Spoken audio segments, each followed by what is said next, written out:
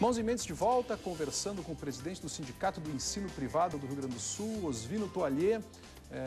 Antes do intervalo, eu lhe fiz um questionamento. O senhor falando sobre a mudança do papel do professor, disse que ele saiu do centro, né, e tem hoje outros desafios. E eu confessei a minha matriz analógica de pensamento através da sensação de que o professor se enfraqueceu no seu papel. E o senhor reagiu prontamente, não de jeito nenhum.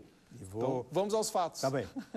Não, o professor se torna um fraco quando ele não é capaz de se adequar. Então, ele precisa hoje ter, e eu acho que os professores em tese têm isso, ele precisa se transcodificar. Eu não gosto do termo reciclar. Reciclagem é outra coisa, mas ele precisa se transcodificar para uma nova realidade, como quando eu fui para aqueles meninos aí do 7ª, 8ª série em Sapiranga e... Nossa, eu fiquei preocupado porque o que eu teria para dizer de interessante? Eu tive 500 jovens absolutamente atentos. E significa que eu consegui uma sinergia por conta de diversas estratégias. Uma delas, então, por exemplo, agora você vai ter que dar receita aqui. Né? Uma delas foi isso aqui, tem que entregar o jogo, sim. Isso é genial. E aí, por outro lado, eu fui buscar... O tablet de 1952. Eu fui buscar algumas frases impactantes do Bill Gates, mostrando para eles que a gente tem inspiração, sim, mas é 95% de transpiração. Eu tenho que trabalhar muito, eu tenho que estudar muito, enfim.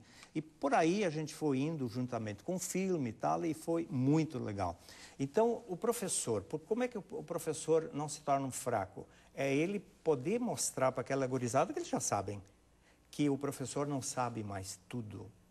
Ele não é mais o dono das informações, do conhecimento. E para esse conhecimento, ele tem que dizer, eu vou capacitar, transformar vocês em meus assessores. Vocês vão pesquisar sobre o tema, hipoteticamente, genoma, que nós vamos estudar nessa semana ou nesse mês, e vamos, em cima disso, vocês vão me trazer todo o material, vão fazer grupos, enfim, e vamos fazer a matéria, vocês podem fazer entrevista, podem gravar vídeo, sabe? E aí, só que aí ele tem que ensinar o caminho para as pedras. Ele é aquele que vai estabelecer, em cima de todo esse material, uma síntese dentro daquilo tudo que é trazido. Ele faz quase uma curadoria crítica. Perfeito, perfeito. Ele vira um curador. Esse é o papel. Realmente, o curador é alguém que tem uma capacidade diferente. Então, ele é um mediador. Antes, quando ele era o dono da informação, hoje ele é um mediador para fazer conexões. E dizer, vocês é que sabem mais do que eu em algumas coisas. Isso enche a bola da gurizada, Túlio.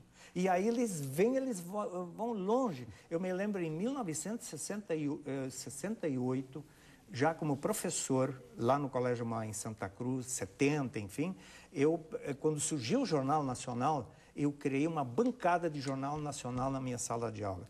E tinha 4 alunos, um fazendo notícias sobre o município, um segundo sobre o estado, um terceiro sobre o país e um quarto sobre o exterior. Vocês podem criar o que vocês quiserem e vão apresentar isso e o restante da turma se prepara sobre um tema de livre escolha. Eu designava para fazer oratória.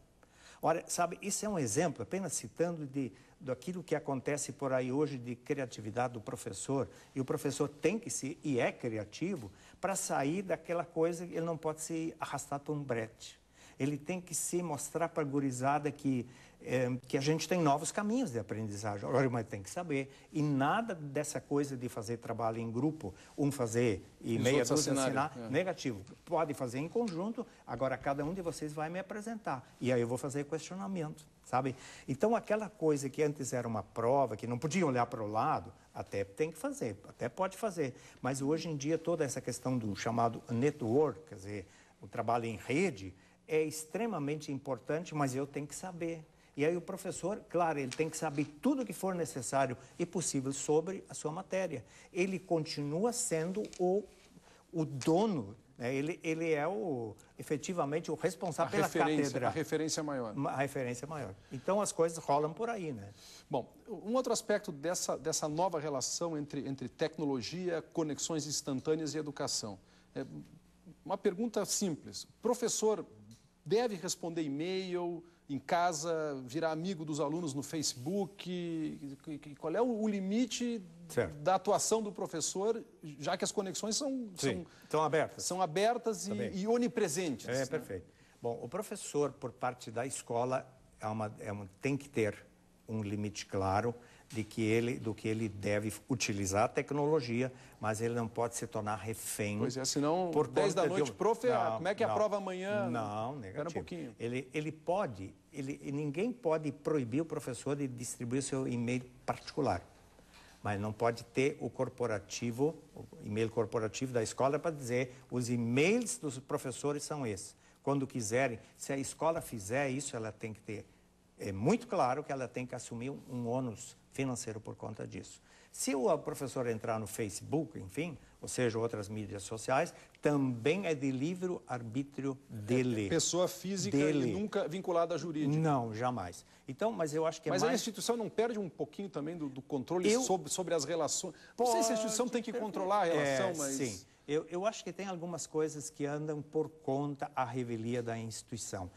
A instituição tem que fazer uma cuidadosa proteção, uma blindagem até certo ponto, para não transformar essas situações em futuras e eventuais demandas trabalhistas. Sabe que esse problema é um problema que também existe em hospitais, quer dizer, médicos, enfermeiros com pacientes, vira amigo no Face, não vira... E ninguém sabe direito. A gente está construindo uma nova forma. Sim, tranquilo. Eu acho que a gente passou por uma série de fases na educação, do professor absoluto e inatacável no alto da cátedra, até ele ficava num nível mais elevado na sala de aula.